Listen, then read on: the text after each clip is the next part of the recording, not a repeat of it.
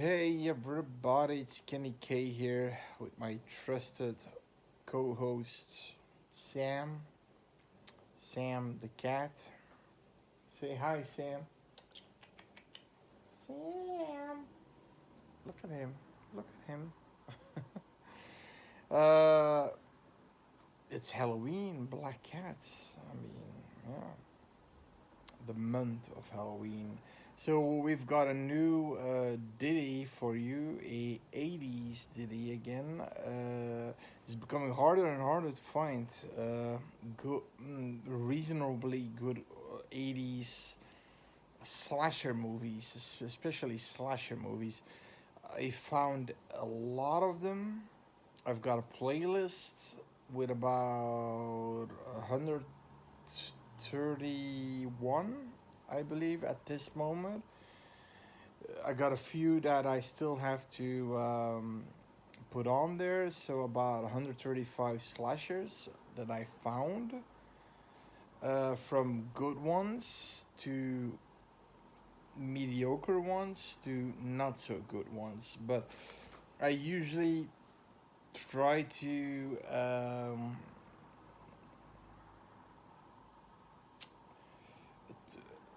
if I rant about a movie, that is because I never seen it before, and what the hell is happening here? He wants to be in the picture. Do you want to be in the picture? He wants to be in the picture. Do you want to co-host it with me? Look at the camera, Mr. Cat. Oh, Mr. Cat. So yeah, what I got is Terror Night, aka I think Blood Moon or Bloody Moon. It's free on YouTube, 1989. If you like the video, please like it, subscribe. It's free, no worries. Look at Sam, still is saying the same thing. Directed by Nick Marino and Andre de Toth.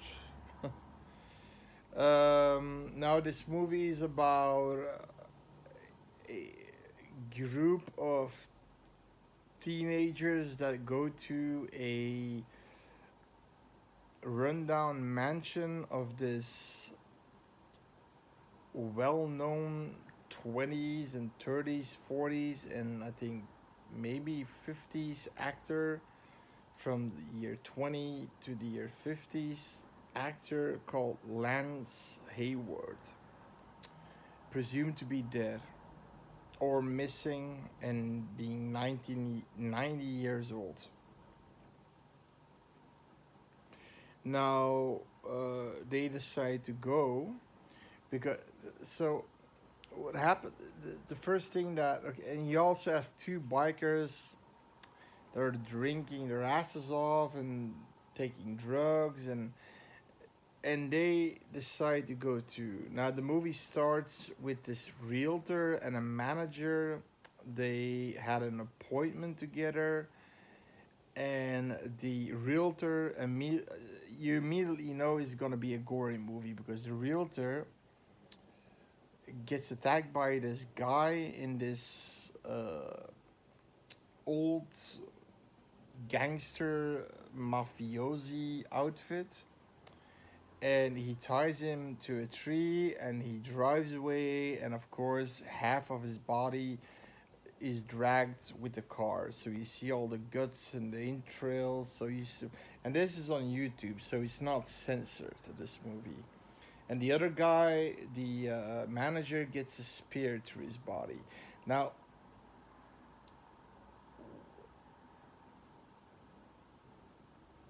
so what happens is, you can already guess it. They all go to this mansion, and they all find a dinner that's still warm with a glass of wine, and these bikers go in and they think, oh, they made food for us and this and that, and they're high as a kite. But then these kids, so, no character development at all, because at some point they're two. There's this. Okay, they're in their house before they go to Lance Hayward's house, and you've got these two girls waiting for, I think, a guy named Gary.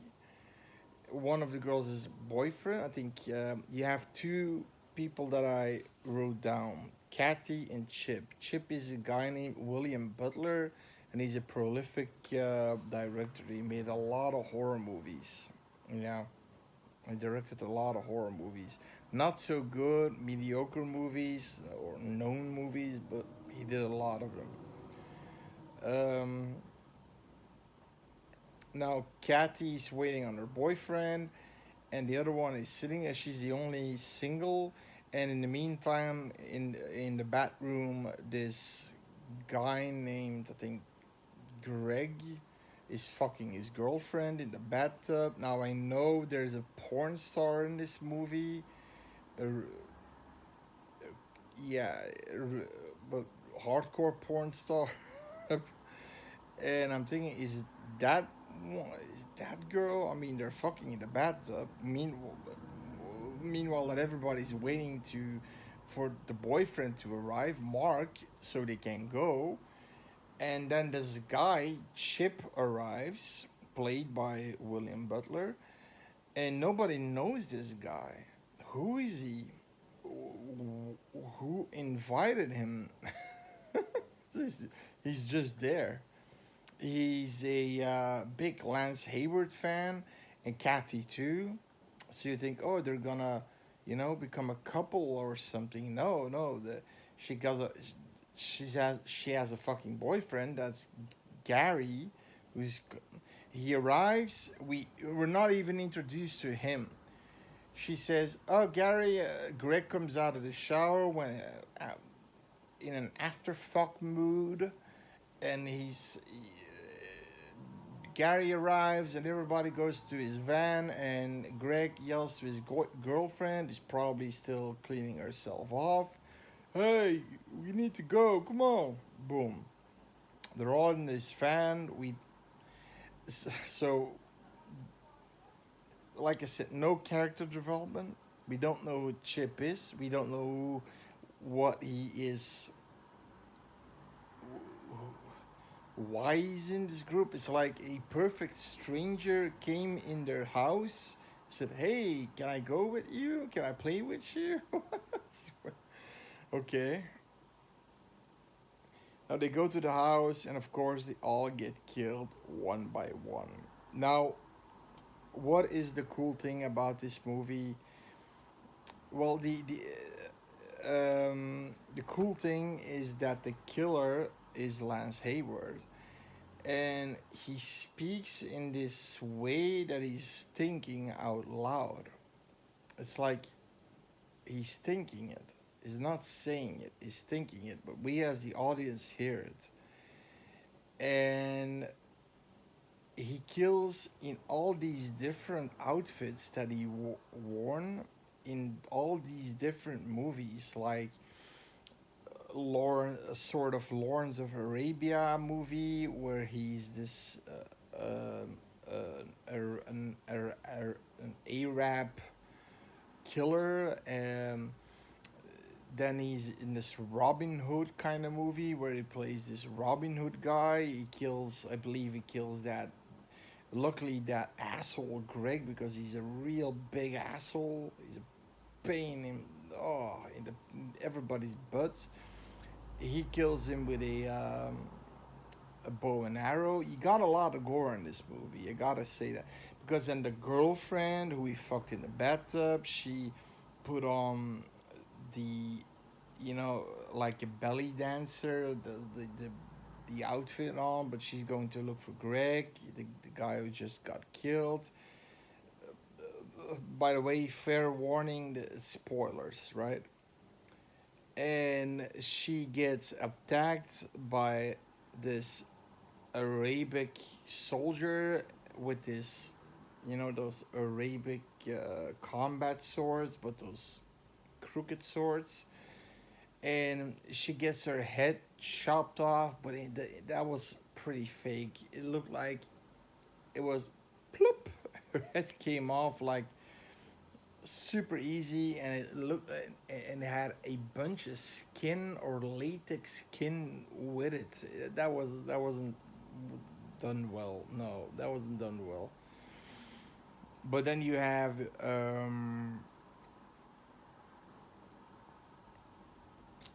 a few other kills.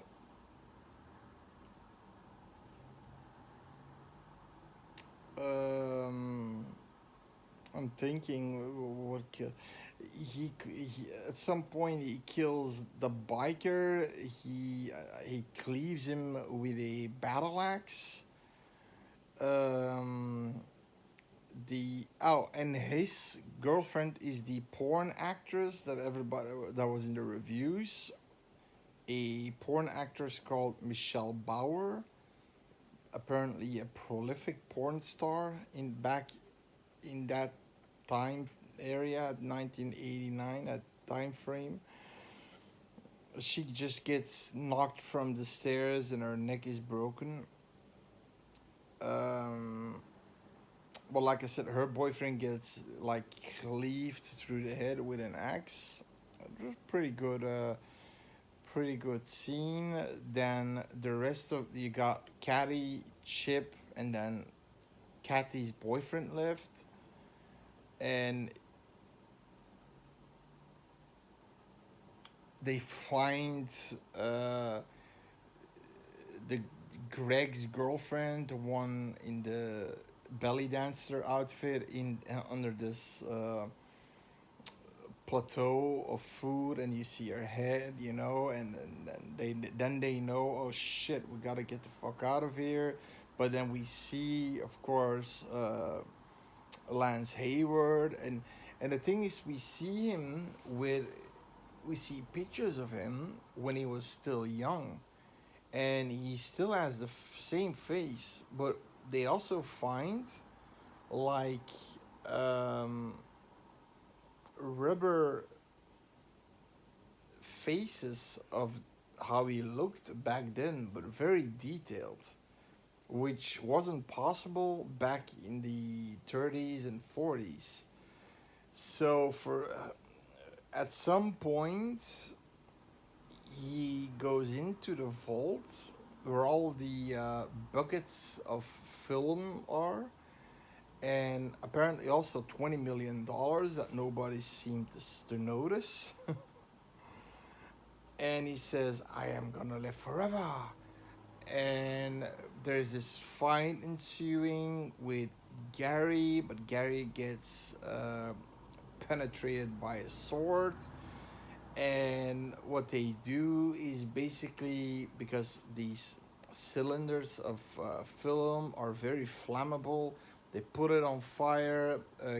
Chip and Catty, and they get the hell out of there, and the entire place is up in smokes. Now, this movie doesn't end on a good note. So they're under police surveillance in Chip's parents' house, but the parents are gone for the weekend, so he's looking after it. And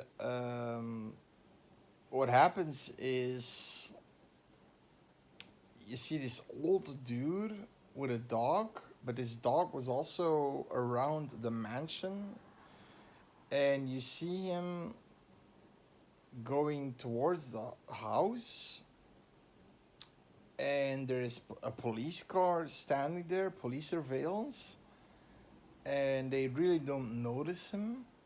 He goes in through the cellar window, and he blacks out the house, and eventually Chip goes and checks it out. He gets picked up in the air because he's super strong. He's super strong. I still don't get what's going on here, because the biker, like I said before, he cleaves his fucking head.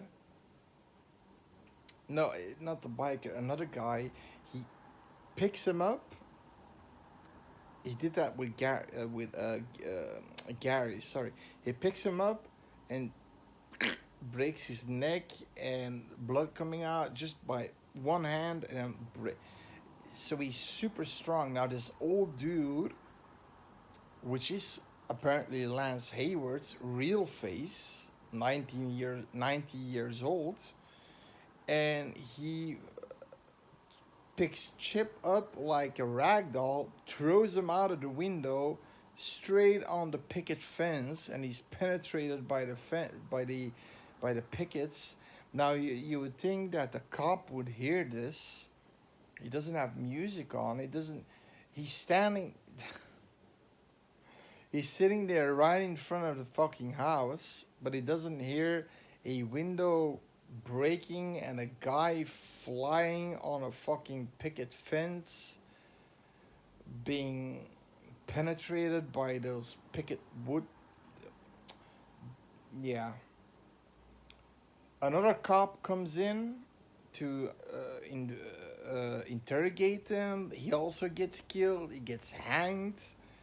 Um, and then the girl gets killed by he suffocates her, but she's pleading for her life. And then we get into this his last movie that he made, this Othello movie, and she knows all the lines because she's a fan, and she says, "Please, I beg of you, don't kill me and spare me my life, good sir." And then he's like, "I need to kiss you," and then he strangles her in the meantime, and then he gets the fuck out of Dodge, and we see him going into the shadows, and he's gone. Now I don't know if the guy was supernatural. I guess he was supernatural. I'm guessing he wore those masks to look young again, but he had the power of somebody that was supernaturally strong. So there's something supernaturally going on with this guy, because how in the hell can a 90-year-old man pick somebody up, break his neck with one arm, then throw another guy through a window on a picket fence? I don't know. I don't know. That isn't just a normal man. And he was talking about that he was gonna live forever, and that he knows how to live forever. But there's no that the problem with this movie. It's a fun movie. You got good gore. Um, you got a good location. You know, the mansion. It's dark, and because of the darkness, it works for the movie. The darkness, you know, it works for the movie. It makes it a little bit more creepier, but the characters are completely what. At some point, Chip starts to kiss that one single girl, but she immediately gets killed by by the killer because she is stupid. She she and Chip are running away, but she decides to just go outside where the murderer is, and he's in this hunting gear like he's on safari, and she flies in a pit full of spikes, and she's basically, spiked, you know, penetrated by all these spikes. And okay, oh, Chip find a girlfriend, and I think it took 2 minutes, and she's dead. And then he go, they hear somebody, and they wanna. There's music playing, and they wanna get in and do this stupid gag like freeze, and you see this porn star Michelle Bauer riding the guy's her boyfriend Angel is his name, I think, the biker boyfriend. She's riding his dick like a pogo stick. Full frontal nudity. You see her vajayjay, her plastic fucking boobs, and she's like, oh, oh, because she's just riding it like a pogo stick. Oh, and the guy's like, ooh, because he's drunk and he's full of these drunk and stoned at the same time. So he's sitting there. Oh my god, what a movie! Now, like I said, the gore is fun. The You got some good practical effects. Some are better than the others. The darkness makes it a little bit creepy with the mansion and such. And I liked that the killer also always had another costume on with another weapon and killed in another way. So there were all these different kills. So you can't say, oh, it was always the same kill, like a stab or something. No, you got, like I said, you got like the bow and arrow, the guy being ripped in half, the spear through the gut, the cleaving through the head. I mean, you got a lot, the beheading, you got a lot of kills in different ways, always in a different outfit. That was interesting. So you got good gore, a actually kind of a cool killer, but not really a well developed killer because you don't know jack shit what's happening with this guy. Is this guy supernatural or is he just strong? I don't know, but he's 90 years old. I don't know. Um, but and you've got a little bit of a creepy vibe because like I said, it's dark and you got this dark mansion and it gives a little bit of a creep factor. uh, there's also a little like I said, the porn star, she's going on him on the. If you want to see some tit action, you got one scene in the bathtub when they're fucking, and then you got a scene in the mansion where this porn star is riding the guy's dick as a pogo stick, and I and he's got like, so there are fun moments like that, but the movie really fucks up with their character development. It's really bad. The acting isn't to write home to write home for, and it's yeah, it's mainly the development of the characters and maybe the killer too, because a little bit more explanation would have been nice when they eventually are with two left, Kathy and Chip, and that they explain the killer explain he cornered them and he explain they're asking why are you doing this, and then he explains just that he wants to live forever and wants to have his 20 million in cash, and that's it. Okay, that's not a real good explanation why you're doing all this, especially to the two people that are your biggest fans. And also, who the fuck was Chip? He's just like a random guy that just goes into a house. Nobody knows him. Nobody says, "Oh yeah, Chip, I know him from." No, nobody knows him. Okay. So that being said, I give the movie a 5. It's definitely worth a watch. It's fun slasher movie. It's one of the last of its kind from '89. So I give it a 5 out of 10. So give it a watch. You may like it. Terror Night or AKA Bloody Moon, but you can find it on YouTube and I believe under the. it's officially made in 1987, so you may have to type in on YouTube Terror Night 1987 and not 1989. It was released in 89, but it was made in 87. So there you go. That being said, have a nice day and see you next time for another review. Bye bye.